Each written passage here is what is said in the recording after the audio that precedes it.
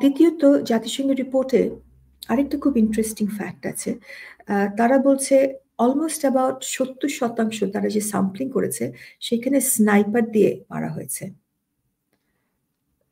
66% তাদের ভাষায় 66%, 66%, জি অলমোস্ট 70% ধরে। আচ্ছা ঠিক আছে, 66% আমরা ধরলাম, ঠিক আছে। যে এখানে তাহলে প্রশ্ন আসছে, এই স্নাইপার দিয়ে 7.62 বুলেট যখন দিয়ে মারা হয়, এটাকে তাক করতে হয়, এইম করতে হয় একটা ম্যাগনিফাইং গ্লাস দিয়ে। তো পুলিশ তো রাস্তায় ছিল ডামাডোলের ভেতরে, পুলিশ তো এটা আদৌ করতে পেরেছে কিনা এইম করে, রাইট? সেনাবাহিনী বলছে তারা এটা ব্যবহার করেনি। তাহলে প্রশ্ন আসলো, এটা কারা ব্যবহার করলো? এবং এখন আমরা জানতে পাচ্ছি, যেটা আগেও আমরা কিছুটা ইঙ্গিত করেছি, যে এই আপনার স্পেশালি শিশু যেগুলো মারা গেছে খুব মর্মান্তিক, বারান্দার ভেতরে শিশু মারা গেছে, কিন্তু আপনার সংঘাত হচ্ছে রাস্তায় নিচের তলায়, শিশু হয়তো উপরে একতলা বা দোতলায় বারান্দায় ছিল। তো রাস্তা থেকে তো বুলেট এসে উপরে, বুলেটের ট্রেজেক্টরি এরকম না যে উপরে শিশুকে তাক করে এইম করা হয়েছে। এবং এটা তো আপনার হেলিকপ্টার থেকেও সম্ভব না, কারণ এটা তো বারান্দায়, ছাদে না। এটাকে এইম করে তাক করে বুলেটের ট্রেজেক্টরি এরকম যে এটা হচ্ছে আপনার একটা সেম লেভেল থেকে এসেছে। তাহলে এখানে মার্সেনারি ছিল কিনা?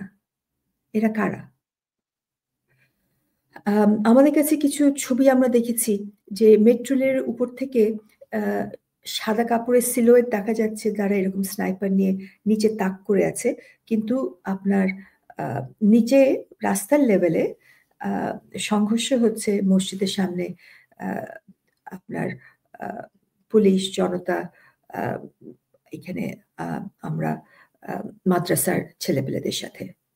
তো উপর থেকে যারা ছিল, মেট্রো রেলের উপরে থেকে যারা তাক করেছিল, তারা কারা? সো এই জিনিসগুলো আমরা জানতে চাই, দেশের মানুষ জানতে চায়। আমরা জানতে চাই ঘটনা কি ঘটেছে। এবং রিসেন্টলি প্রেসিডেন্ট ট্রাম্প উল্লেখ করেছেন যে $29 মিলিয়ন ইউএসএইড এর মাধ্যমে বাংলাদেশে এসেছে, এবং দুটো সংগঠন, তাদের হচ্ছে মাত্র দুজন সদস্য শুধু এটা ছিল সেখানে। সো এগুলো তো খুব সিরিয়াস।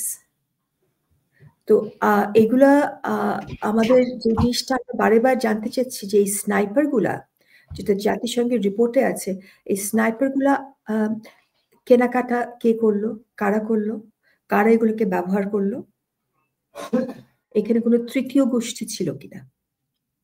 আমরা বিষয়টাতে একটু